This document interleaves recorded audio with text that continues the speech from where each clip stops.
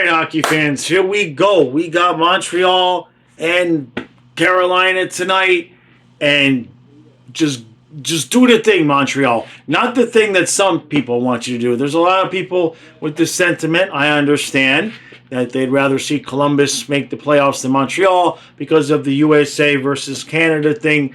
But I'm kind of hoping Montreal takes them out because, number one, I've been cracking the joke for months now, at least a month, that Montreal was going to beat the Caps. And number two, like I've been saying, I already have the Game 1 intro for the Panther game written. And if Montreal does not make the playoffs, I have to rewrite basically the entire thing. So Kyle is hoping for Carolina to win tonight, but all Montreal needs is a point. So let's do that. This will be a decent test for Montreal. They've been up and down. They've been up and down, obviously. Columbus had the spot for a long time. There was a lot of points during the season where I said I thought Columbus was going to keep that spot. Montreal played well for a while. But what's Monty going to do in his first real, basically, do-or-die game? Should be really interesting to see how that goes. And on the other side of it, the Canes have absolutely nothing to play for, right? But Brendan Moore is not the kind of coach that you would trust if you need to play a game where the other team is going to lay down.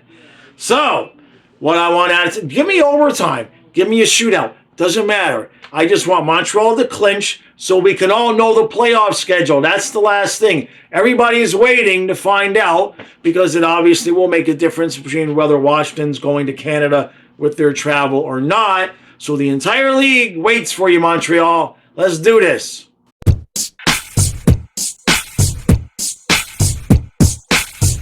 All right, so it's one after one. Montreal started out like a bat out of hell. They get an early goal, and they had a few more shots where they missed the net, and they were really just like taking it to Carolina, and then Carolina kind of evened it out. They got the one goal, and it's a little dicey. This definitely looks like a game that could go to overtime, which would be fine. Carolina's got some AHL guys in. Kokech, I can't say his name. You know what I'm talking about. He's in net. So it gives the appearance that Carolina wasn't taking this game all serious. But they're blocking shots. They're definitely not about to make it easy on Montreal. Montreal's got to settle down. They're holding the sticks a little bit too tight the last several times they've entered the zone.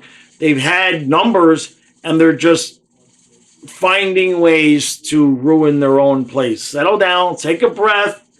Not Game 7 of the Stanley Cup. All you got to do is get a point, boys. Let's move on to second period.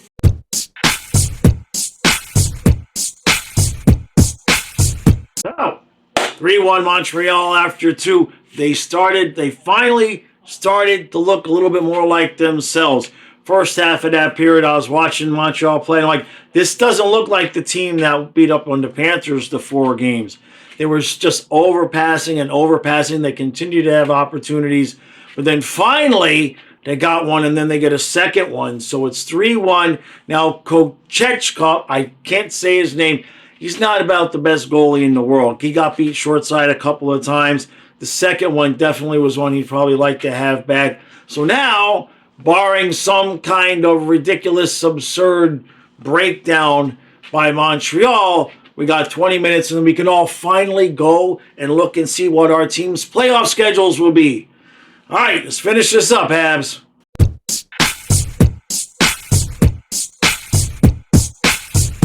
All right, so Montreal pulls it off 4-2. So we finally now, probably by the time I wake up, the playoff schedules will be out, and we can all know when our team is playing, when they are not playing, etc., etc. So, Carolina, you know, they kind of have that way of dominating in games but just not being able to score. That's kind of what happened there. And then once Montreal got ahead, it was not pretty much over. Carolina did look good here at the end of the third period. And that's one thing that, and this is not new. This is not just because of this situation.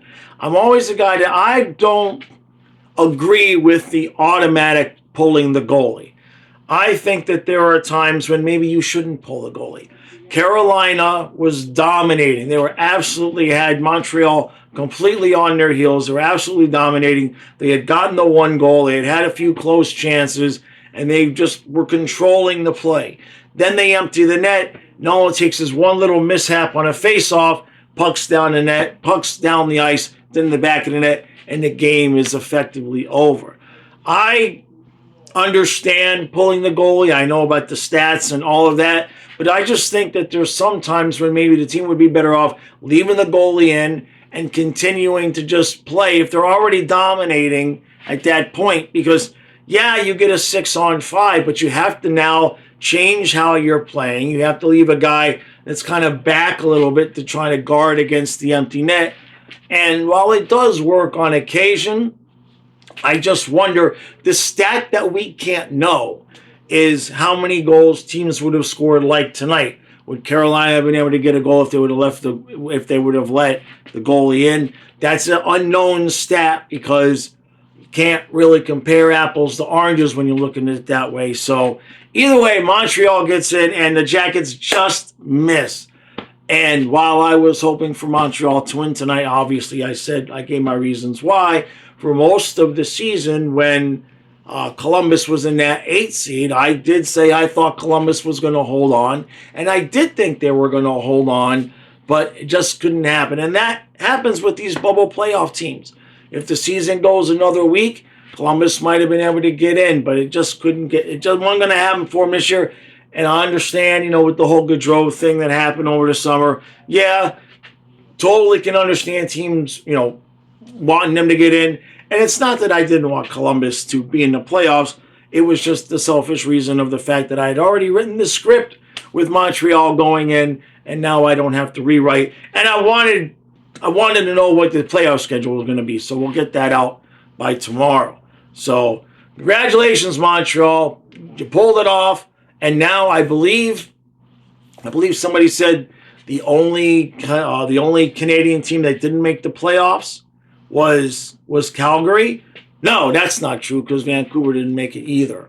So, all right, I think somebody had been talking about how they wanted Montreal. I think, yeah, they wanted Montreal. It was Jameson was saying he wanted Montreal and Calgary to make it so that Vancouver would be the only Canadian team. That's what I remember. All right, that's going to do it. So that means the schedule is we are not streaming tomorrow night. Now, we'll be live noon tomorrow.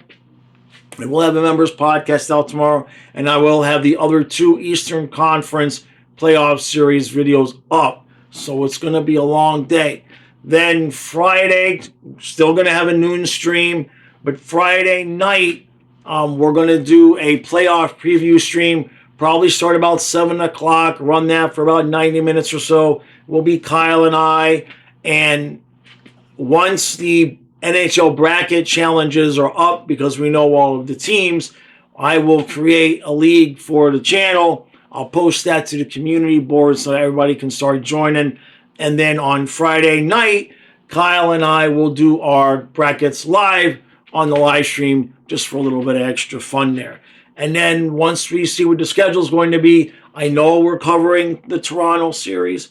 I know we're covering the Panthers series. If there's any other games that we can fit in between that, we're definitely going to try to do that this year.